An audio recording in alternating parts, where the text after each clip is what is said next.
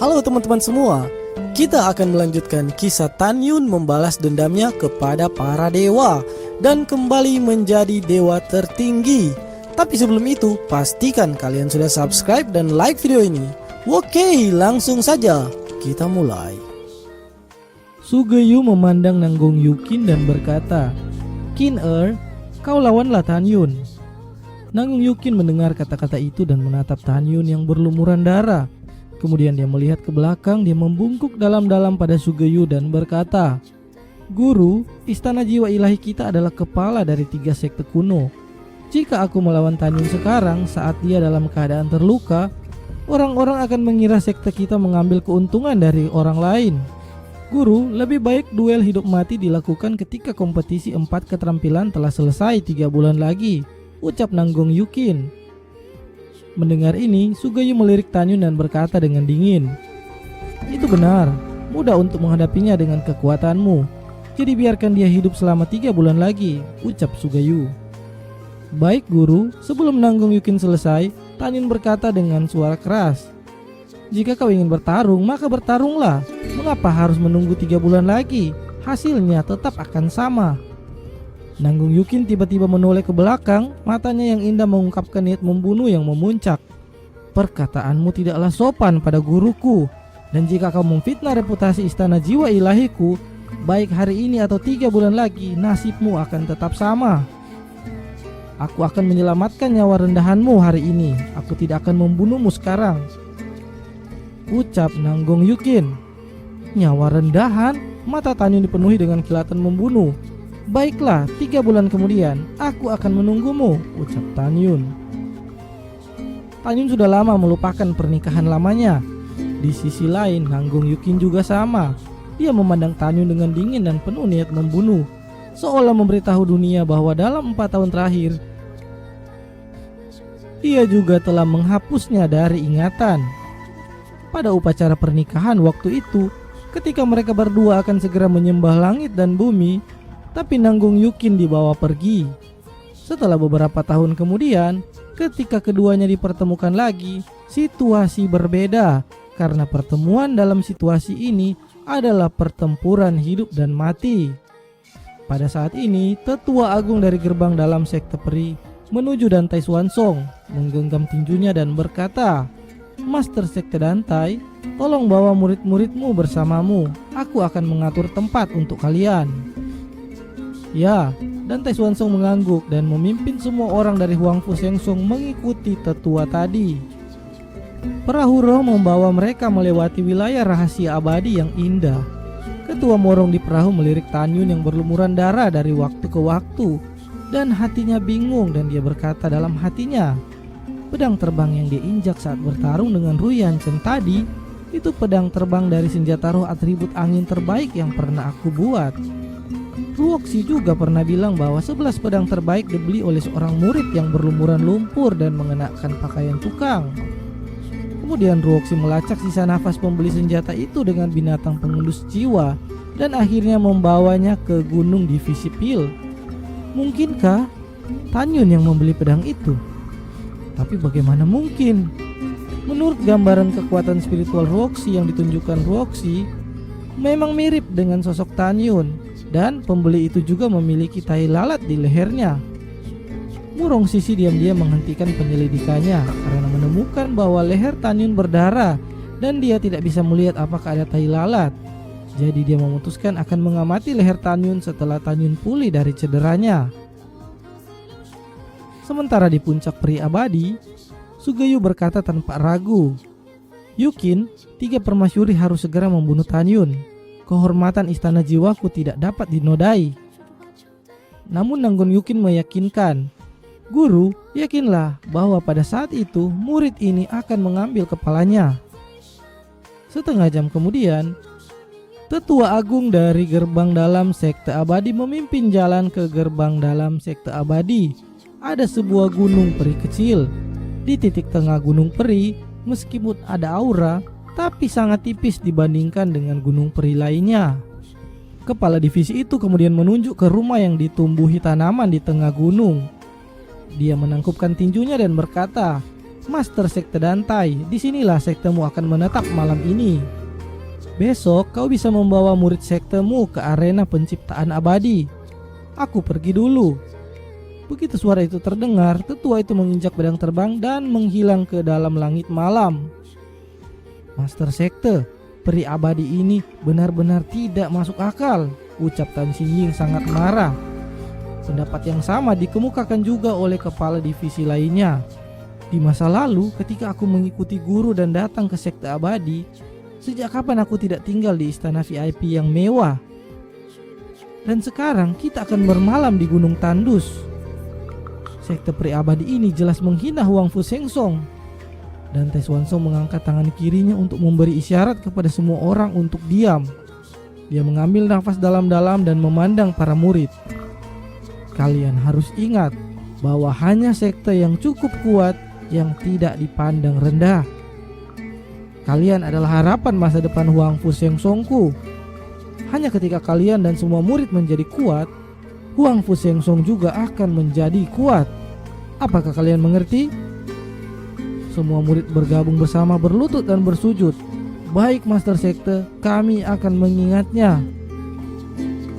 Ya, dan Tai Xuanzong mengangguk, melirik 8 kepala divisi dan semua murid dan berkata lagi, "Di sekte suci kita ini, karena perjuangan 9 divisi, kalian dapat berdiri seperti hari ini.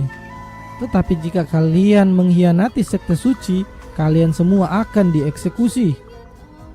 Bawahan mengerti." 4 kepala divisi gerbang abadi dan 4 kepala divisi gerbang dalam mengubah ekspresi mereka dan segera berlutut. "Baiklah, aku sedikit lelah, jadi aku akan istirahat dulu," ucap dan Tai Xuanzong memandang 8 kepala dan memerintahkan mereka. "Kalian akan mengikuti kompetisi mulai besok. Jelaskanlah tentang kompetisi itu kepada para murid kalian masing-masing." Meskipun dalam 10.000 tahun terakhir murid gerbang dalam sekte suci kita telah dikalahkan setiap kali mengikuti kompetisi ini, tetapi Master Sekte ini masih berharap akan ada keajaiban dalam kompetisi kali ini. Dan Tai Xuanzong kemudian berbalik dan pergi. Sosok kekarnya di bawah sinar bulan tampak sangat suram saat ini. Setelah Dan Tai Xuanzong pergi, kepala divisi masing-masing menjelaskan kepada murid-muridnya. Para murid-murid mendengarkan dengan hormat. Setelah keempat kepala divisi selesai berbicara, hari sudah larut malam. Jadi mereka membiarkan para murid beristirahat dan mengisi ulang energi mereka, dan mulai bekerja keras untuk besok hari. Terlihat Song Wuxiao berjalan menuju Tan Yun yang sedang duduk bersila di antara rerumputan dan memulihkan diri dari luka-lukanya. Dia duduk diam di samping Tan Yun, menatap langit berbintang, matanya dipenuhi kerinduan. Tan Yun membuka matanya dan berkata dengan lembut, "Kau merindukan orang tuamu?" "Ya." Song Wuxiao mengangguk, matanya yang indah penuh dengan air mata. "Aku meninggalkan kampung halamanku ketika ayah dan ibuku meninggal, ketika aku berusia 5 tahun, dan aku tiba-tiba ingin kembali ke desa tempat aku dibesarkan," ucap Song Wuxiao. "Xiao, setelah kompetisi ini selesai, aku akan menemanimu kembali ke kampung halamanmu bersama Meng Yi, dan juga membawamu dan Meng Yi kembali ke kampung halamanku dan melihat orang tua dan kakekku," ucap Tan Yun menenangkan Xiao. "Baiklah," ucap Xiao, matanya khawatir. "Tan Yun, aku pikir Nanggung Yukin sangatlah kuat. Berapa peluangmu untuk menang?" "Tidak peduli seberapa besar kemungkinan yang ada, aku selalu percaya bahwa akulah yang akan hidup sampai akhir, bukan dia." Begitu selesai Tan Yun mengucapkan itu, suara pujian yang menyenangkan terdengar dari jauh. "Bagus sekali, kau sungguh berani. Aku akan menantikan pertarunganmu." Tan Xin Ying datang selangkah demi selangkah dengan berwibawa. Tan Yun buru-buru bangkit membungkuk dan berkata, "Apakah Ketua Tang sedang mencariku? Apa yang bisa aku lakukan untukmu?" Tan Xin Ying tersenyum sedikit. "Lanjutkan proses pemulihanmu. Aku kesini untuk menemui Xiao." "Baik Ketua Tang," ucap Tan Yun bingung dan kembali duduk bersila. Dia ingin tahu apa yang Tan Xin Ying cari dari Xiao. "Kepala Tang, apa yang membuatmu mencariku?" ucap Song Wuxiao bangkit dengan bingung. Sebagai murid divisi senjata, dia tidak pernah berhubungan dengan divisi pil tingkat tinggi. Tentu saja dia tidak tahu mengapa pihak lain mencari dirinya.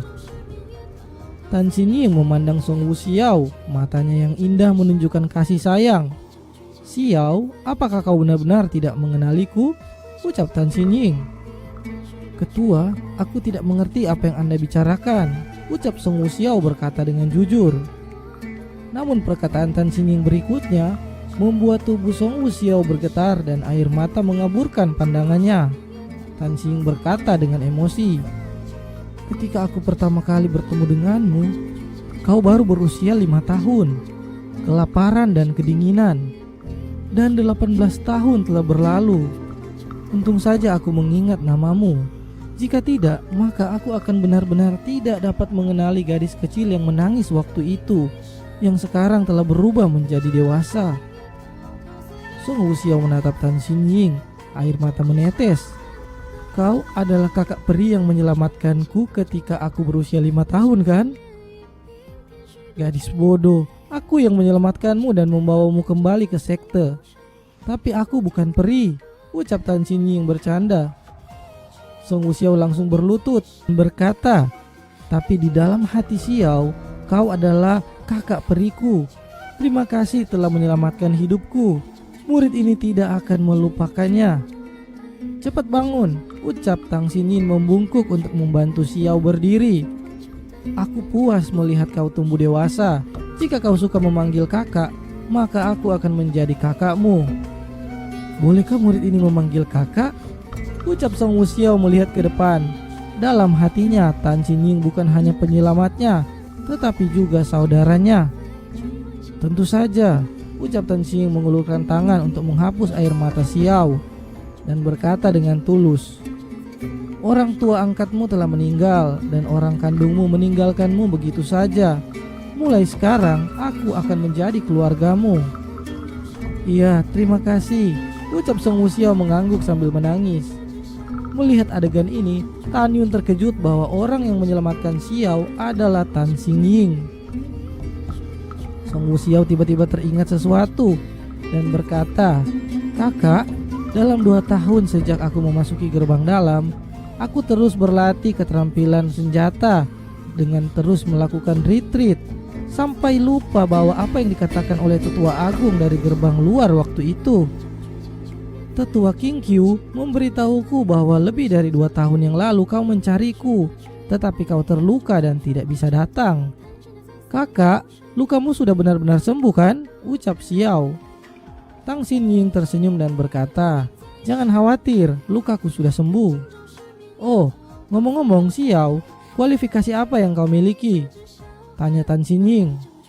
Song Wuxiao tersenyum manis. "Kakak, aku adalah jiwa janin atribut ruang terbaik dan juga bersamaan memiliki tubuh suci Xuan Yin." Mata Tan Xin Ying menunjukkan keheranan yang tak terbendung. "Adikku benar-benar memiliki kualifikasi yang sangat baik." "Terima kasih kakak atas pujiannya," ucap Song Wuxiao tersenyum manis. Pada saat ini, Tan Xin Ying memegang tangan seputih batu giok Song Wuxiao, kemudian menatap Tan Yun. Ekspresinya tiba-tiba berubah.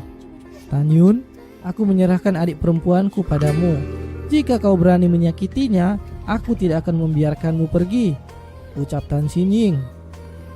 "Ketua, yakinlah murid ini akan menghargai dan melindungi Xiao dengan seluruh hidupku," Tan Yun berkata dengan mantap. "Baiklah, seharusnya seperti itu," ucap Tan Xin Ying. Dia memandang Song Wuxiao dan berkata lagi, "Kakak tidak akan mengganggu dunia kalian berdua.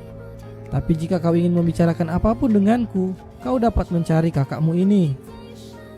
"Iya kakak Xin Ying," ucap Song Wuxiao berkata dengan gembira.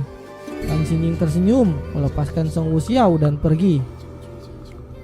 Hari berikutnya, di penghujung jam, matahari terbit ke timur dan perahu roh yang membawa Dantai Xuanzong, 8 kepala divisi dan semua murid terbang menjauh dari gunung dan menuju arena penciptaan abadi.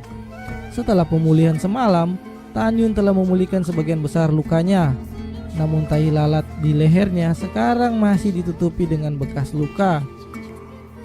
Murung Sisi melirik leher Tan Yun dan berkata dalam hati, "Sepertinya aku terlalu banyak berpikir. Karena Tan Yun tidak memiliki tahi lalat, dia pasti bukan orang yang membeli 11 pedang terbang di Pavilion One Bowling. Namun, bagaimana dia bisa memiliki pedang terbang senjata roh terbaik dengan atribut angin itu? Atau bekas luka di lehernya menutupi tai lalat? Gumam murung Sisi dalam pikirannya. Saat ini mulai terlihat arena abadi yang terletak di area tengah gerbang bagian dalam sekte abadi. Di sekitar arena abadi ada 2 juta murid gerbang dalam sekte abadi, dan semua murid diam-diam melihat ke bawah ke platform di tengah arena abadi. Pertandingan 4 keterampilan dari 3 sekte kuno sangatlah penting. Pada saat ini tidak hanya para murid gerbang dalam dari sekte abadi, tetapi juga ratusan ribu murid lainnya telah tiba. Di platform tinggi ada 3 baris kursi di baris atas, tengah, dan bawah. Ruyan Wuji duduk di tengah dan ratusan tetua menemaninya di kedua sisi. Para tetua ini berasal dari gerbang dalam, gerbang abadi, gerbang suci dari sekte abadi ini. Dengan barisan yang begitu kuat, orang dapat membayangkan bahwa sekte abadi sangat menghargai kompetisi 4 kekuatan ini. Di hati Ruyan Wuji dan bahkan semua tetua, lawan terbesar dan satu-satunya adalah dari Istana Jiwa, karena 3 kompetisi berturut-turut dimenangkan oleh Istana Jiwa. Adapun Huang Fu Sengsong, mereka tidak peduli sama sekali, karena Huang Fu Sengsong telah menjadi urutan terakhir selama hampir 10.000 tahun. Di atas kursi tengah, Sugeyu, penguasa Istana Jiwa, duduk dengan gayanya, dan di sisi kanannya duduk para tetua gerbang dalam Istana Jiwa dari 4 divisi yang akan bertanding. Nona suci Nanggong Yukin berdiri tegak dan ramping di belakang Sugeyu. Matanya yang dingin menunjukkan betapa arogannya dia. Pada saat ini, Ruyan Wuji melihat perahu roh yang terbang di langit dan mendengus dingin. Dia menatap Tanyun di perahu roh itu dan matanya memancarkan niat membunuh yang tak terbendung. Perahu roh itu mengapung di atas platform tinggi, dan Tai Swansong memberi perintah dan 8 kepala divisi keluar dari perahu roh. Dan di saat berikutnya, mereka muncul di kursi bawah dan segera duduk. Kemudian Huang Fu Tingfeng, Lu Fan, Song Hong, Nanggong Ruxiu dan murid lainnya keluar dari perahu roh dan berdiri dalam barisan di platform tinggi. Dan Tai Swansong menyimpan perahu roh itu ke dalam cincinnya dan segera duduk di kursi. Dia diam dan tak berkata-kata. Selama seluruh proses, dia bahkan tidak melirik Sugeyu dan Ruyan Wuji. Ruyan Wuji melirik dan Tai Swansong dan kemudian perlahan bangkit dari tempat duduknya, melihat sekeliling ke lebih dari 2 juta murid dan berbicara dengan suara lantang. Waktu sangat cepat berlalu, 3 tahun telah lewat, dan ini adalah hari kompetisi 4 keterampilan setiap 3 tahun sekali dimulai. Master sekte ini mewakili sekte abadi, menyambut teman-teman dari Istana Jiwa dan sekte suci. Kompetisi 4 keterampilan berlangsung selama 3 bulan. Permainan ini dibagi menjadi 3 pertandingan. Sekte kuno yang mengumpulkan skor terbanyak yang akan memenangkan pertandingan. Pemenang pertama mendapatkan kuota 3.000 murid di Ranah Jiwa Janin untuk memasuki Tanah Abadi. Tempat kedua mendapat kuota 2.000 murid. Tempat ketiga mendapat kuota 1.000 murid. Dan mereka akan diberikan waktu selama 1 tahun untuk memasuki Tanah Abadi yang diimpikan oleh semua kultivator di benua hukuman surgawi ini. Terima kasih buat kalian yang sudah mengikuti hingga akhir. Lanjut ke part berikutnya ya. Jangan lupa subscribe dan like videonya. Bye.